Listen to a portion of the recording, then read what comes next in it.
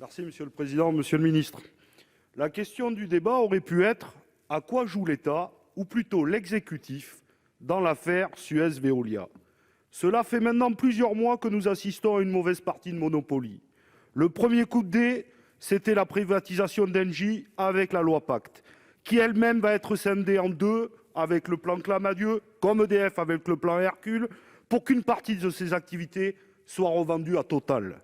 Puis, vous avez enchaîné avec la vente des parts de Suez, pourtant stratégique, que possédait Engie à Veolia, qui, grâce à ce cadeau, a pu lancer son OPA hostile. L'enjeu de la partie consiste à gérer la majeure partie de l'or bleu de notre pays, celle des déchets et des services à l'environnement indispensables pour assurer la transition écologique. Comment expliquer ou comment croire que le projet d'absorption de Suez ait pu surprendre par sa rapidité d'exécution l'État, à la fois comme puissance publique et comme actionnaire d'Engie, mais aussi de Veolia, puisque la Caisse des dépôts en est le premier actionnaire? Après Alstom, Nokia, Technip, Engie, General Electric, les chantiers de l'Atlantique, la volonté de privatiser ADP et de casser EDF, c'est aujourd'hui le démantèlement d'un champion français de la transition écologique auquel nous assistons. Il est à noter d'ailleurs que vous avez en horreur les monopoles lorsqu'ils sont publics et que vous organisez la concurrence.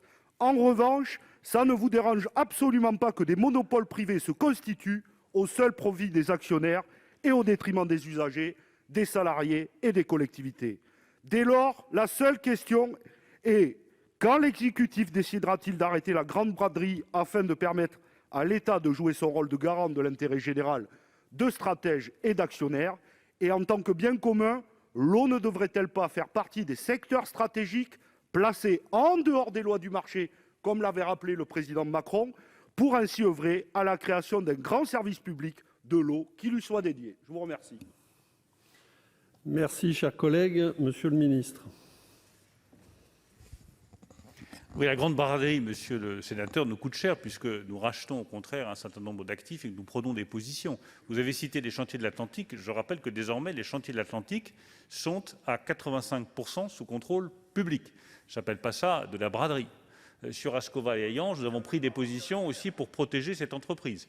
Et je pourrais multiplier les exemples dans lesquels les interventions de l'État ont permis de protéger notre outil industriel. Je rappelle simplement aussi que lorsqu'on dégage 330 milliards d'euros de prêts garantis par l'État pour soutenir notre économie, c'est encore la meilleure façon d'éviter la braderie que vous redoutez.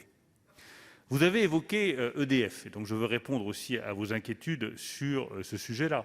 On voit bien que l'un des défis considérables du point de vue énergétique dans les années à venir, c'est l'électrification des usages. Il faut que nous bénéficions d'électricité à un coût raisonnable, immédiatement disponible. Et EDF a un rôle fondamental à jouer là-dessus. La transformation d'EDF que nous appelons de nos voeux, elle vise simplement à maintenir un prix de l'énergie qui soit suffisamment rentable pour l'entreprise, de façon à ce qu'elle puisse investir. Mais oui, mais cette régulation, je rappelle que si jamais nous n'intervenons pas, à un moment donné, elle s'arrête.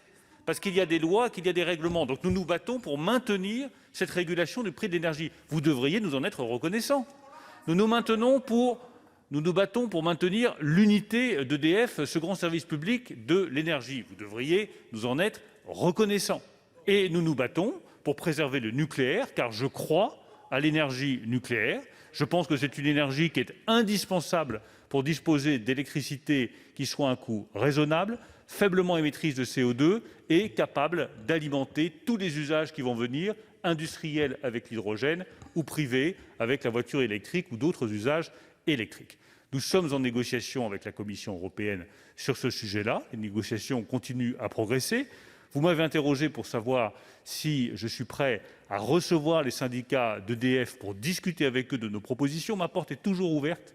Je recevrai les syndicats d'EDF avec la ministre de la Transition écologique dans les jours qui viennent pour expliquer aux syndicats quelles sont nos intentions et nos ambitions pour EDF, écouter leurs critiques, écouter leurs propositions et bâtir ensemble le meilleur projet possible pour EDF.